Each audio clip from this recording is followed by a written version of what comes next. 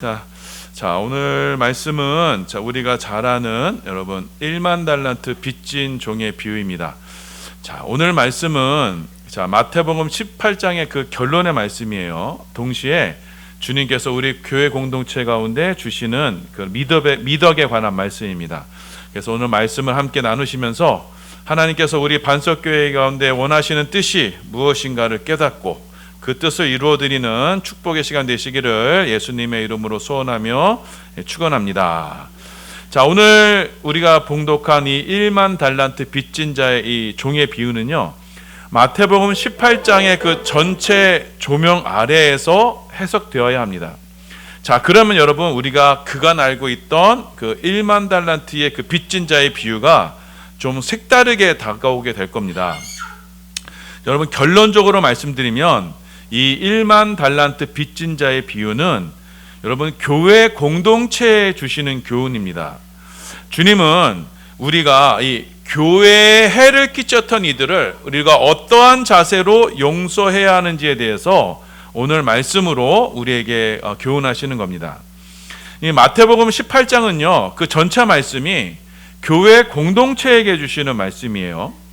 여러분, 교회는요 하나님의 나라, 이 천국의 모형입니다. 자, 그래서 오늘 말씀은 이 천국의 모형인 이 지상의 교회가 어떻게 세워지고 무엇을 추구해야 되는지를 우리에게 말씀하는 겁니다. 자, 먼저 예수님은 이 18장 도입부에서 천국은 아무나 들어가는 게 아니라 어린 아이들과 같이 되지 아니하면 들어갈 수 없다라고 말씀하셨습니다. 여러분, 이 세상은 서로가 다들 누가 큰 자인가 다투는 곳입니다. 큰 자가 대접을 받고 높은 자가 명성을 떠치는 것이 바로 이 세상입니다. 그런데 하나님 나라 천국은 그렇지가 않습니다. 천국은 어린아이와 같이 자기를 낮추는 곳입니다. 자기를 어린아이와 같이 낮추는 자가 큰 자가 됩니다. 교회의 머리가 되시는 예수님께서도 이 땅에서 자신을 낮추시고 낮추시되 낮은 십자가까지, 가장 낮은 십자가까지 자신을 낮추셨습니다. 자신을 낮추시고 낮추시어 십자가에까지 낮추심으로 예수님은 십자가에서 하나님 아버지께 자신의 모든 것을 내어 맡기셨던 겁니다. 자, 누가복음 23장 46절입니다. 우리 함께 있습니다. 시작. 예수께서 큰 소리로 불러 이르시되 아버지, 내 영혼을 아버지 손에 부탁하나이다 하고 이 말씀을 하신 후 숨지시니라. 자, 여러분, 예수님도 십자가에 자신의 모든 것을 내어 맡기는 믿음으로 주 앞에 나가셨습니다. 자기를 낮추는 것은요, 여러분, 자신의 자존심을 버리는 겁니다. 모든 인간은요, 내가 주인이 되고자 하는, 내가 이 우주의 중심이 되고자 하는 이 원죄를 가지고 있어요. 자, 주님은 내가 주인이 되고자 하는 이 인간의 원죄를 예수님과 함께 십자가에 못 박기를 우리 가운데 원하시는 겁니다. 그 낮아짐, 십자가의 자기 비움 속에 하나님 아버지께 우리의 모든 것을 맡기는 참된 믿음이 거기서 나타나게 되는 겁니다. 자, 그래서 여러분, 믿음은요 바로 이 십자가에서부터 시작이 되는 거예요. 그 믿음으로 우리 가운데는요 하나님 아버지께서만 영광 받으시고 하나님 아버지만 주인이 되시는 천국이 이루어지게 되는 겁니다. 자, 그래서 이 천국의 모형인 이 교회는요, 이 지상의 교회는 바로 이 천국의 원리인 십자가의 낮아짐의 원리로 세워지고 운영이 되는 것입니다. 우리의 주인이신 예수님을 따라 나 자신을 내어버리는 이 십자가의 좁은 길을 걸음으로써 교회는 이 땅에서 하나님 나라 천국을 추구하게 되는 것입니다. 그 모습이 이 땅에서 어떻게 나타나느냐? 바로 작은 자, 어린 아이와 같은 모습으로 나타나는 것입니다. 자, 그렇게 교회가 예수님의 뒤를 따라 자기 날마다 자신을 부인하고 십자가의 길을 걸어갈 때, 우리는요 예수 그리스도의 이름으로 스스로가 작은 자가 되는 그런 어린아이의 길을 택하게 되는 것입니다. 이것이 바로 어린아이를 주님의 이름으로 영접하는 것이고, 그 어린아이를 영접하는 자는 곧 예수 그리스도를 영접하게 되는 겁니다. 자, 마태복음 18장 5절입니다. 함께 봉독합니다. 시작. 또 누구든지 내 이름으로 이런 어린아이 하나를 영접하면 곧 나를 영접함이니. 자, 그래서 주님의 몸된 교회는요, 자기를 부인하는 십자가의 길, 곧 작은 자가 되는 길, 곧 어린아이의 길을 걷는 이들이고, 그 십자가의 길을 걷는 이들에게 주님의 임재하심이, 예수님을 영접하는 주님의 임재하심이 함께하는 겁니다. 자, 그래서 교회 공동체는 작은 자의 길을 따라가야 주님이 우리 가운데 임재하시고 역사하실 수가 있는 겁니다. 그래야 주님 교회는, 이 땅의 교회는 주님이 임재하시는 주의 성전, 주의 성전이 되는 겁니다. 그런데 만일 그렇지 않고, 만일 교회가요, 세상과 똑같은 모습으로 서로가 누가 크냐, 이렇게 큰 자의 길을 걷고자 하면, 자, 그래서 교회 내에서 사람이 대접을 받고 사람이 추앙을 받게 된다면, 여러분, 그것은 교회가 주님을 영접하는 것이 아니라 주님을 배척하게 되는 겁니다. 자, 그러면 여러분, 간판은요, 교회라는 이름은 달고 있지만 주님의 임재가 없는, 그래서 예수님이 주인이 아닌 사람이 주인이 되는 괴상망측한 집단이 되고 마는 겁니다. 자, 그렇게 되면 마땅히 작은 자, 어린 아이로만 서야 하는 교회를 어떻게 해요? 실족하게 하는 거예요. 주님께서는 경고하셨어요. 그 실족하게 하는 이들에 대해서 아주 강력하게 경고하셨습니다.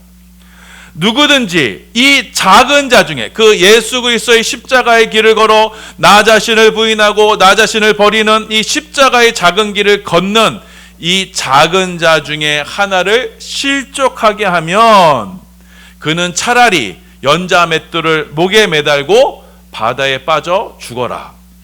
만일 교회에서 손노릇하는 이가 지금 실족하게 하려느냐, 지가 주인 노릇하려느냐, 그럼 잘라버려라. 발이 지금 큰 자가 되려 하느냐, 잘라버려라. 눈이 주인 노릇하려느냐, 그냥 파버려라. 자, 여러분, 교회의 지체가 만약 머리 대신 예수님의 뜻대로 통제되지 않고 지멋대로 움직이면 어떻게 돼요? 결국은 잘라져 버릴 것입니다. 주님의 모습을 따라 남을 섬겨야 하는 이 손과 발이 교회 안에서 인간의 권세를 자랑하여 지체에게 폭력을 행사하고 있다면, 손과 발이 자기 몸을 막 때리고 있다면 주님은 그 손과 발을 과감히 잘라 버리시는 겁니다. 자, 이렇게 여러분, 이 땅의 지상의 교회는요, 아직은 불안정해요. 그런 고로 종종 사람들이 교회 내에서 자기가 주인 노릇하려는 일이 생길 수밖에 없어요. 곧 작은 자를 실족해 하는 일이 생기고 맙니다. 실족하게 하는 일이 없을 수는 없습니다. 왜냐하면 지상의 교회는 아직 불완전하기 때문이에요. 하지만 그렇게 실족하게 하는 사람에게는 화가 임합니다. 주님의 준엄하신 심판을 받게 됩니다.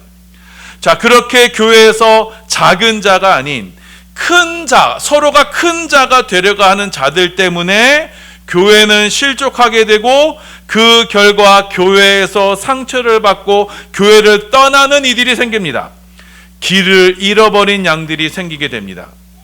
자, 예수님께서는 이 작은 자 중에 하나라도 잃는 것이 아버지의 뜻이 아니다 말씀하셨습니다. 교회는 반드시 그 잃어버린 영혼을 되찾아와야 한다 말씀하셨습니다. 교회 내에서 큰 자가 되려고 하는 자들로 인해서 상처받고 떠난 자들을 주님은 반드시 주님의 참된 교회로 다시 인도해 주시는 것입니다. 자, 이처럼 교회 내에서 스스로 큰 자가 되려고 하는 것은 천하보다 귀한 한 영혼을 잃어버리는 중차대한 범죄를 저지르는 것이기 때문에 주님은 그 실족하게 하는 일, 그래서 스스로 교회에서 큰 자가 되려 하는 그 범죄하는 자들에 대해서 교회는 권면하고 훈계하고 경계하라라고 말씀하신 겁니다. 만일 형제가 교회를 실족하게 하는 그 죄를 짓게 되면 한 사람이 가서 권면하라. 그 말을 듣지 않거든 두세 사람이 가서 경계하라. 그럼에도 듣지 않고는 교회에 말하고 교회의 말도 듣지 않거든 부득이하게 잘라버려라 말씀하신 겁니다.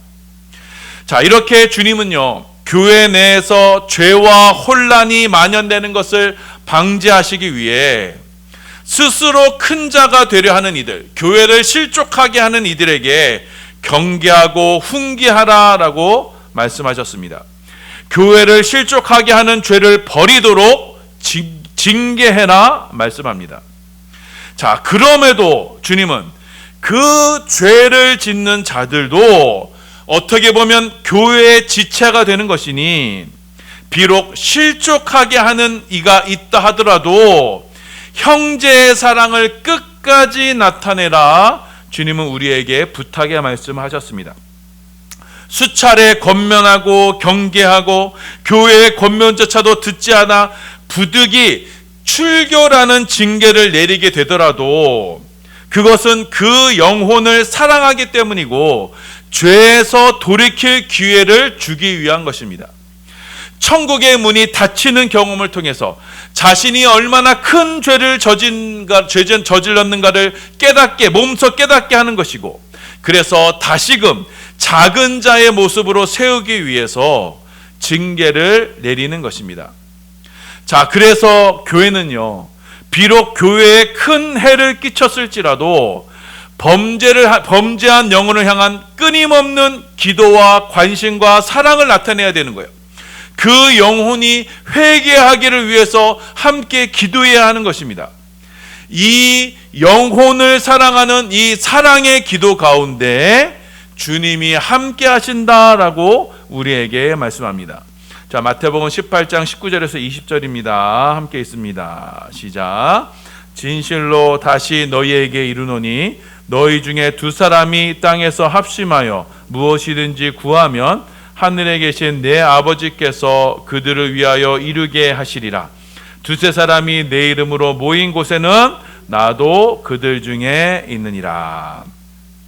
자, 여러분, 이 말씀을 흔히들 오해하는데요, 여기서 주님께서 두세 사람이 합심하여 기도하는 것에 주님께서 반드시 이루시겠다라고 하신 그 기도의 내용은 다른 것이 아니라 바로 앞절에 있는 형제가 죄에서 돌이키기를 위해서 간절히 기도하는 그 간구하는 기도인 것입니다.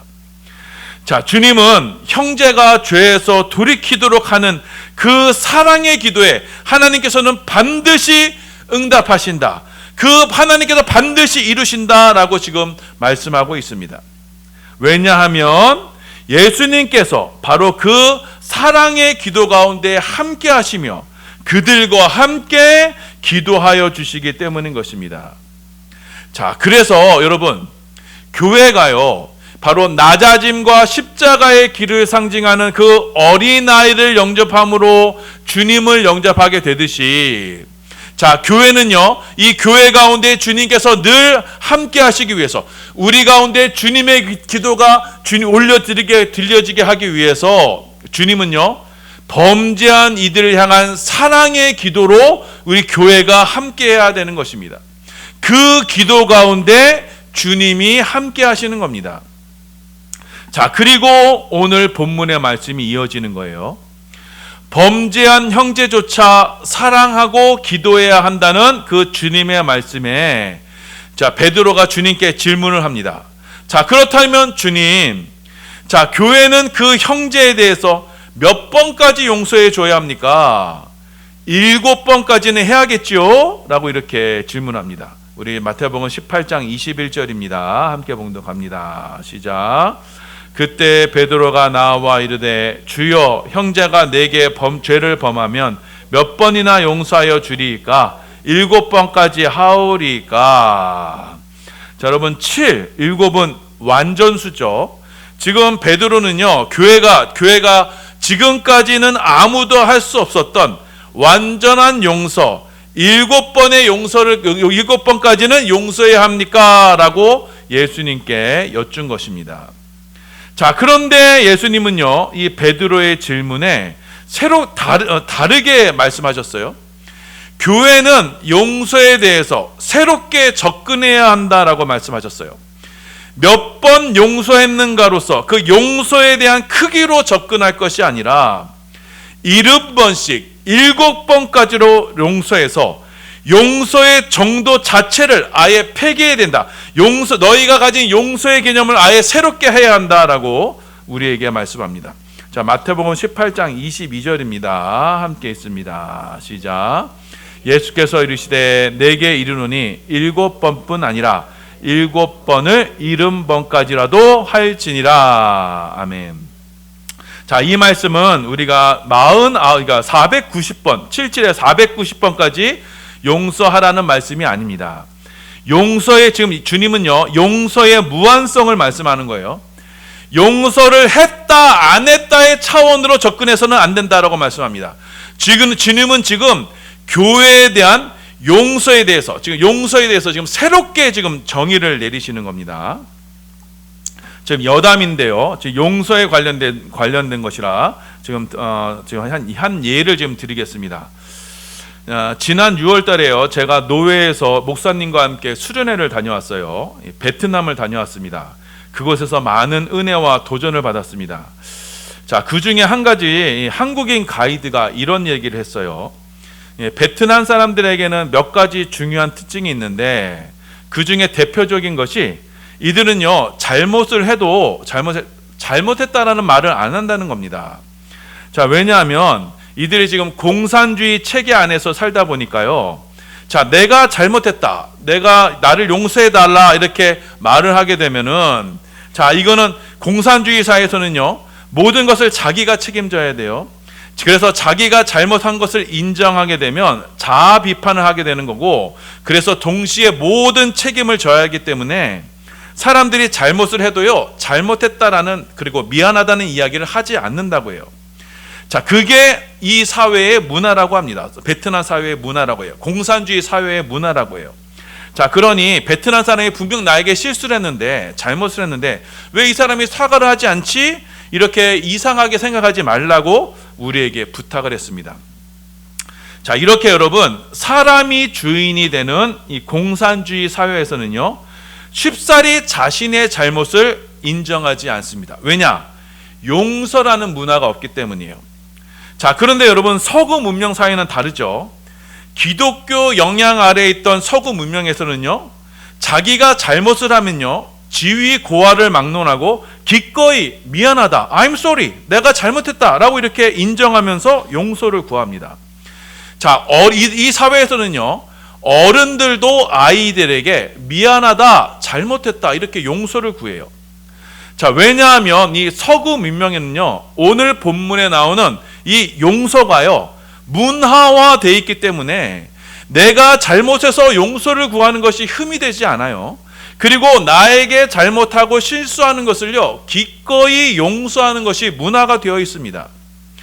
자, 이렇게 언제든지 자신의 잘못을 인정하고 또 쉽게 용서를 받는 문화에서 여러분, 그 사회에서 비로소 자유롭고 창의적인 사고가 나와요. 실수를 해도 받아주는 사회. 그래서 그 사회에서는요, 사람들이 자유롭게 자신의 잠재력을 키워나갑니다. 자, 그래서 여러분, 지금 우리가 누리는 문명, 이거 다 여러분 서구에서 나온 거예요. 전화기에서부터 자동차, 컴퓨터, 지금 우리가 살고 있는 집, 아파트, 다 지금 우리가 누리는 문명은요, 다 서구 사회의 이 종교 개혁, 그러니까 용서가 기꺼이 받들어지는 이 종교 개혁의 바탕에서 이루어진 서구 문명에서 나온 겁니다. 그 자유로운 사회에서 창의적인 사고가 나오게 되고, 그 창의적인 사고가 그 사회를 풍요롭고 번영하게 만드는 겁니다. 자, 그런데 사람이 주인이 되는 이 공산주의 사회나 유교 문화에서는요, 그렇지가 않습니다. 만일 실수를 하면요, 내 스스로가 용서가 안 돼요. 자, 왜냐하면 좀 이따 말씀드리겠지만 용서는요 인간에게서 나오는 게 아니에요. 하나님에게서 나오는 거예요. 자, 그래서 공산주의 사회나 유교문화 사회에서는 실수하지 말아야 한다는 그 강박관념 때문에 사회는 경직이 돼요. 위축이 돼요. 그러니 창의적인 생각이나 새로운 사고가 받아들여지지 않아요. 그래서 그 사람들의 사고에는 생명력이 없고 늘 굳어져 있어요. 그 공동체와 사회는요 아무런 역사가 일어나지 않습니다. 자, 여러분, 그만큼 여러분 용서가 중요한 겁니다. 언제든지 자신의 잘못을 기꺼이 고백할 수 있고, 그래서 내 죄가 용서받는다는 그 확신이 우리 가운데 생명력을 더하게 되는 거예요. 그래서 우리 가운데 주님의 임재를 경험할 수 있게 되는 거예요. 그래서 우리는 용서를 통해서 주님의 사랑과 주님의 임재를 경험하게 되는 거예요. 자, 그래서 여러분 다시 본문에 돌아오게 되면, 자, 베드로가 예수님께 여쭙습니다. 죄 지은 형제를 내가 몇 번을 용서해야 됩니까? 7번까지는 해야겠죠? 라고 여쭙습니다. 자, 사람은요 7번까지는 어떻게 이를 악물고서라도 용서할 수가 있어요.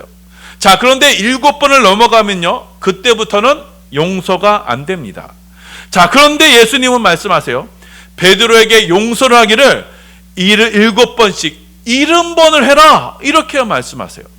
자, 이 용서는요 사람에게서 나오는 용서가 아니에요. 하나님에게서 나오는 용서인 겁니다. 자, 그래서 예수님은 이 말씀을 하시고는 오늘 본문에 1만 달란트 빚진 종의 비유를 연이어서 말씀하신 겁니다. 자, 그래서 교회에게 부탁하시기를 너희가 용서에 대해서 새롭게 접근해야 된다, 새롭게 정의해야 된다라고 우리에게 말씀하시고 있습니다. 여러분, 한 종이 있었습니다. 자, 이 종이 임금에게 아주 큰 빚을 졌어요. 무려 1만 달란트의 빚을 졌습니다. 자, 이 돈이 얼마나 큰가 하면요, 여러분, 노동자가 하루 일하면요 그 삭스로 한 데나리온을 받습니다. 자, 그런데 한 달란트는요 무려 5천 데나리온이에요.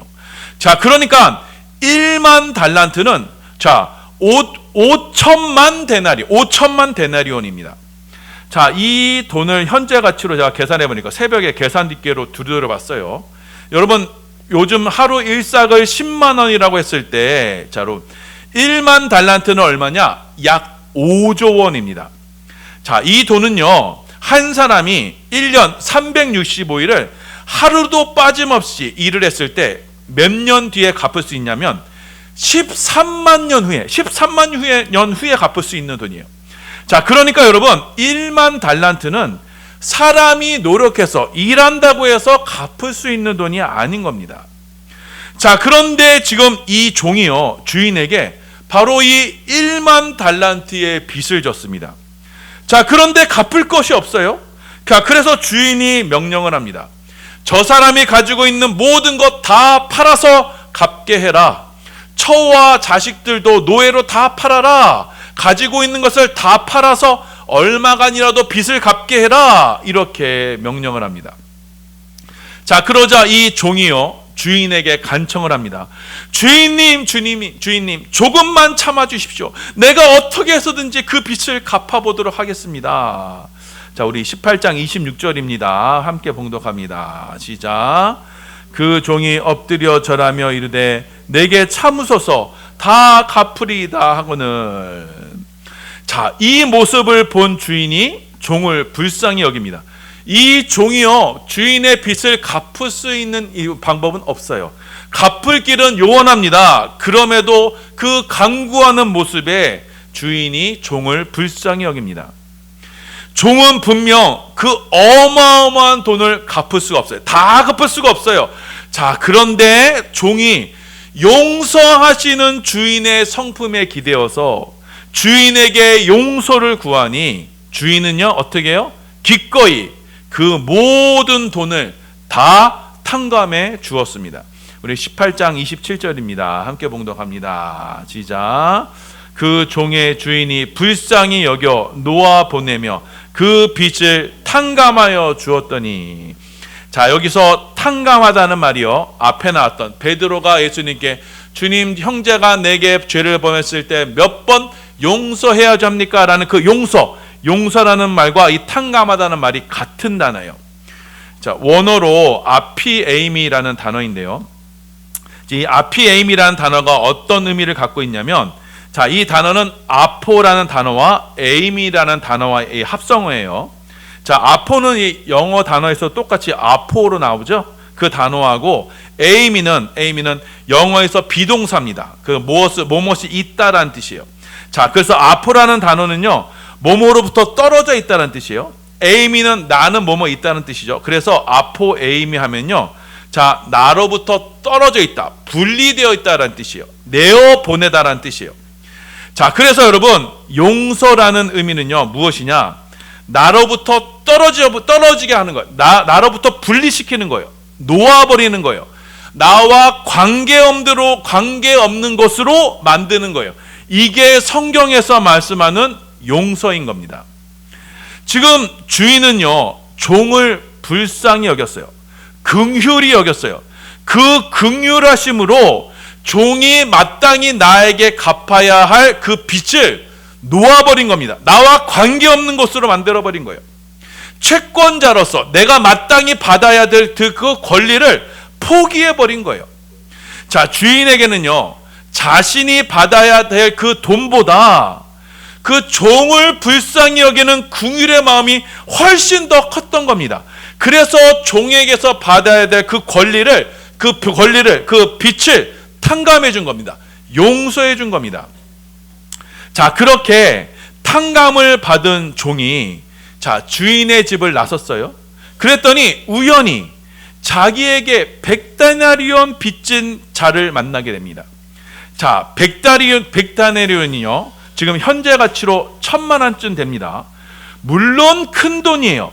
자, 그래서 이 종은요, 자기에게 이 빚진 자를 보자 멱살을 잡습니다. 그리고 눈에 쌍심지를 켜면서 어서 내 돈을 내놓으라 라고 이렇게 고래고래 소리를 지릅니다. 자, 그러자 이 100데나리온 빚진 자가 엎드려서 간구합니다.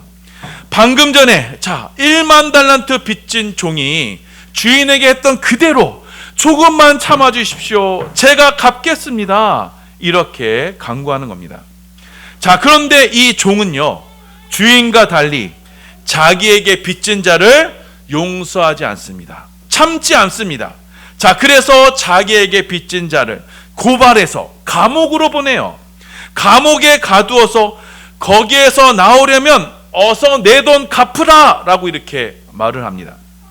이 종은요, 자신에게 빚진 자를 놓아주지 않았어요. 내보내지 않았어요. 용서하지 않았어요. 자, 그래서 자기에게 빚진 자를요, 마음의 감옥에 꽁꽁 가두어서 거기에서 나오지 못하게 만든 것입니다. 이 모든 것을 지켜보던 이들이 있었습니다. 자, 그래서 용서받은 자가 탕감하지 못하는 것을 보면서 분노하게 됩니다. 그래서 이 사실을 주인에게 낱낱이 고합니다. 이 말을 들은 주인은요, 즉시 종을 불러서 소환합니다.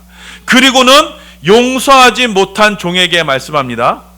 아니, 분명 내가 너를 불쌍히 여겨서 다 탕감해 주지 아니하느냐, 다 용서해 주지 아니하였느냐, 그럼 너도 마땅히 너에게 빚진 사람을 용서해 줘야 되는 게 아니냐, 불쌍히 여겨 줘야 되는 것이 아니냐, 그런데 너는 왜 그렇게 하지 못했느냐.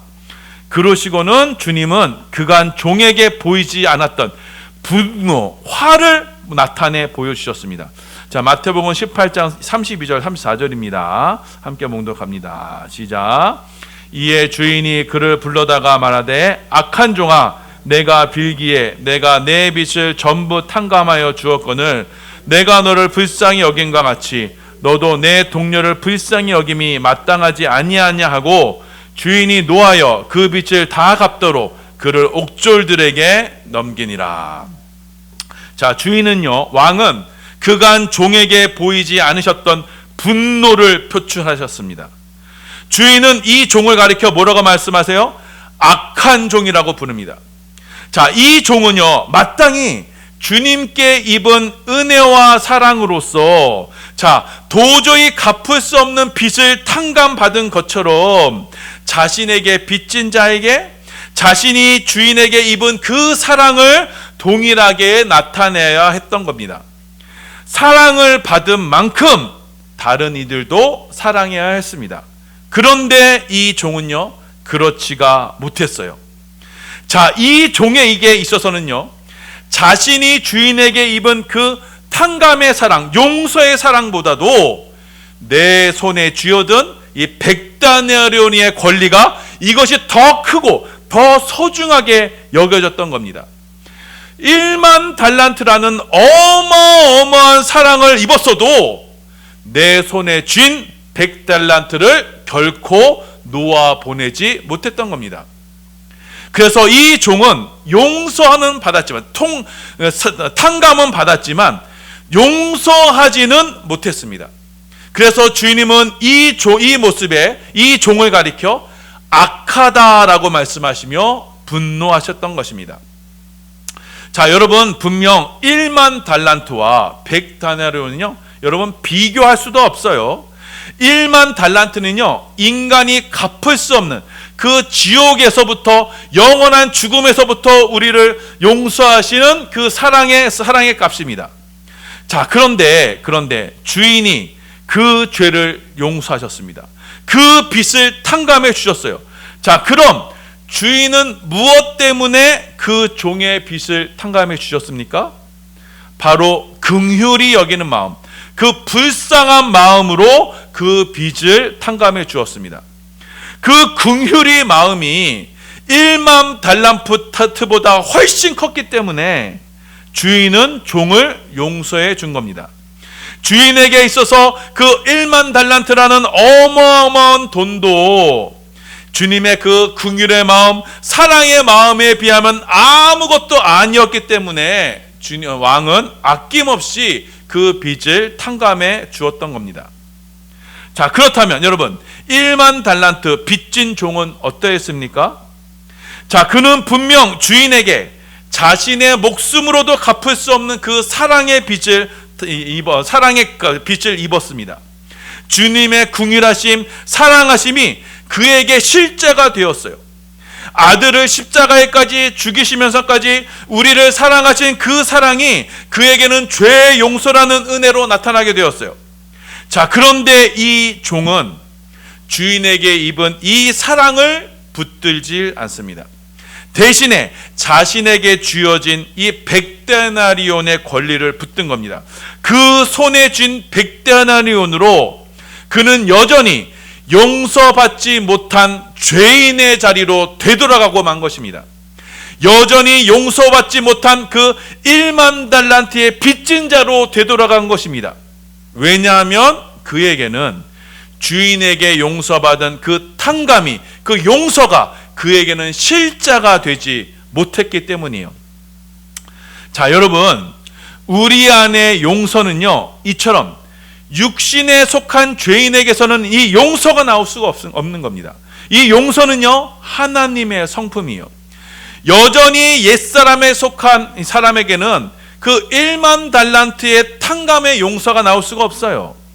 용서는 지금 내가 쥐고 있는 것보다 더 큰 소중한 것을 쥐게 될 때, 1만 달란트를 탕감하신 하나님의 사랑을 붙들게 될 때 우리 가운데 자연스럽게 나오게 되는 것이 바로 용서인 겁니다.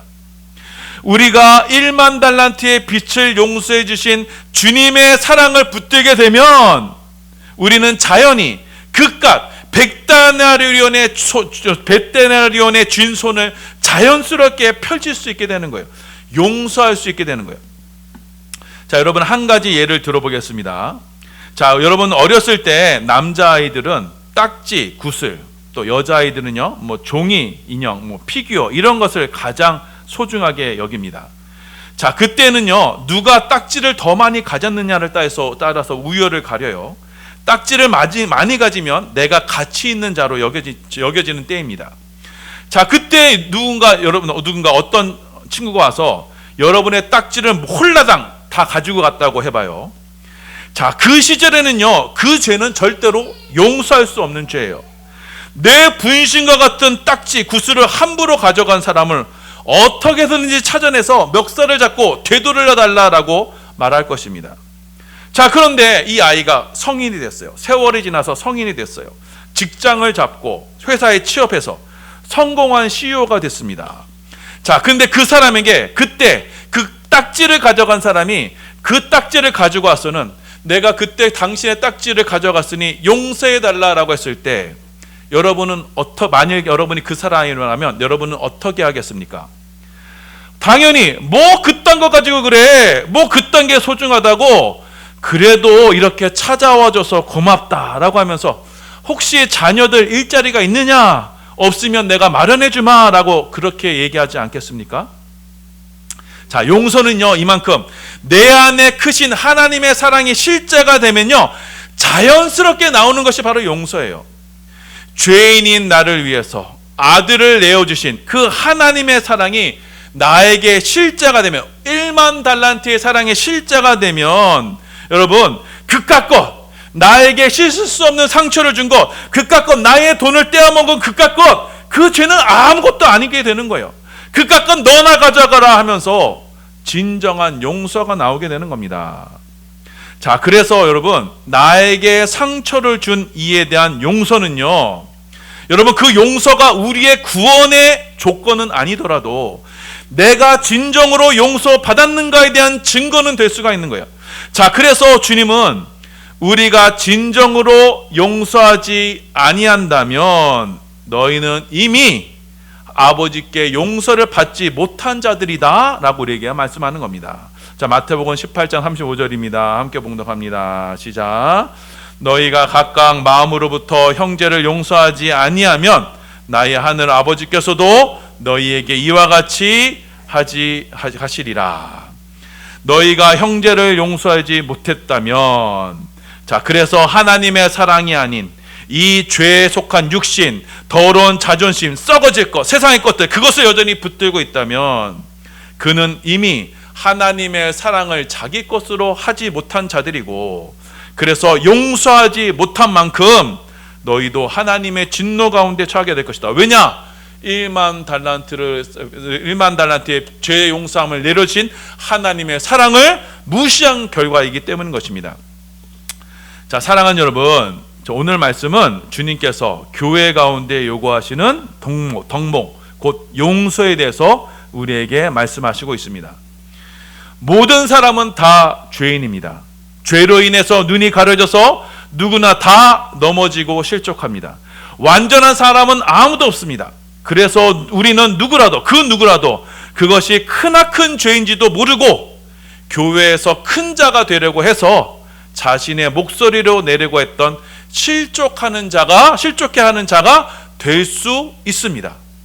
주님은 그에 대한 경고를 끊임없이 하시는데, 육신의 명예욕에 사로잡혀서 교회 내에서 여전히 내 영향력을 계속적으로 드러내려고 하면 주님은 부득이하게 칼을 빼내어 그를 잘라버리십니다. 그에게 천국문을 닫아버리십니다. 자, 그때부터는요, 주님께 기도하는 은혜가 사라져요. 주님의 말씀이 전혀 내 마음에 다 와닿지 않아요. 그리고 교회 내에서의 성도의 갈등이 극에 달해서 결국은 교회를 나와야 되는 지경에 이르게 됩니다. 이들이 실족해하는 영혼들인 것입니다. 그럼에도 불구하고 주님은 이 범죄한 이들에게 사랑의 끈을 놓지 않으십니다.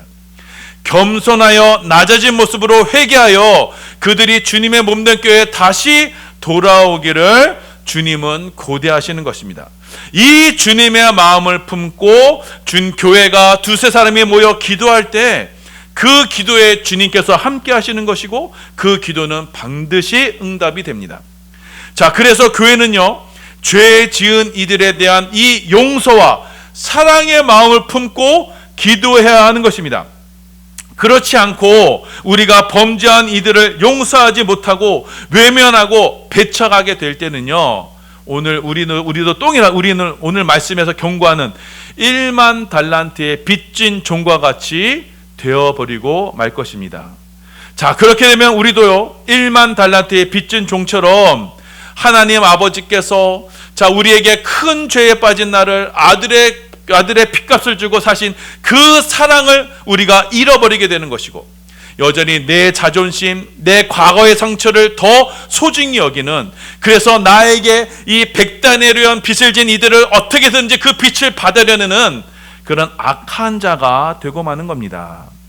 자, 이들은 주님의 몸된 교회에서 스스로 큰 자가 되려는 죄를 동일하게 짐으로 말미암아 이들 역시도 주님의 명령을 따라 범죄한 손과 발을 잘라버려라 하신 그 주님의 준엄한 심판을 따라서 감옥에 들어가게 되는 겁니다.